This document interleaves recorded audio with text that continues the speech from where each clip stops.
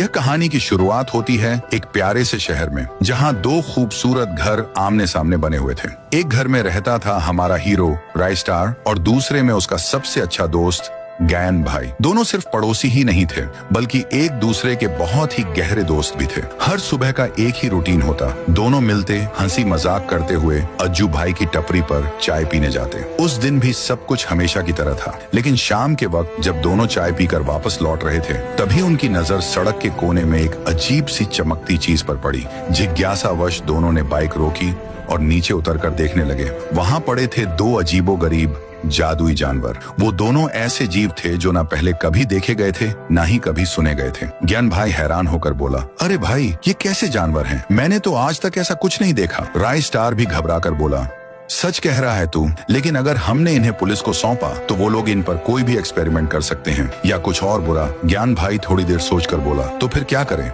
रायस्टार ने कहा, एक काम करते हैं, एक तू अपने घर ले जा, एक मैं अपने घर ले जाता हूँ, हम ही इनका ध्यान रखेंगे। और फिर दोनों ने एक एक जानवर अपने अपने घर ले गए। दोनों ने उन जानवरों के नाम रखे चांगू और मांगू। समय बीतता है और चांगू मांगू धीरे धीरे बड़े होते हैं। रायस्टार और ज्ञान भाई उनके साथ हर दिन समय बिताते, खेलते, हंसते, मस्ती करते। वो दोनों जानवर भी अब इनसे ऐसा जुड़ गए थे जैसे एक परिवार बन गया हो। लेकिन कहानी में ट्विस्ट तब आता है, एक दिन जब रायस्टार और ज्ञान भाई चांगू और मंगू के साथ मार्केट जा रहे थे, तब एक अनजान आदमी उन्हें घूरता है। उसके चेहरे पर एक खतरनाक मुस्कान आ जाती है। वह सीधा शहर के सबसे बड़े माफिया देवा भाई के पास जाता है। देवा भाई, जो जानवरों के गैर कानूनी व्यापार का मालिक था, उसने अनगिनत दुर्लभ प्रजातियों को कैद कर रखा था। वो आदमी कहता है, देवा भाई, मैंने दो ऐसे जानवर देखे हैं जो आपके पास वाले किसी भी जानवर से ज्यादा ताकतवर लगते हैं। देवा की आंखों में लालच झलकने लगता है। बस लोकेशन बता, काम मेरा। वो आदमी देवा को रायस्टार के घर के पास ले जाता है। देवा कहता है, रात होने दो, फिर हमला करेंगे।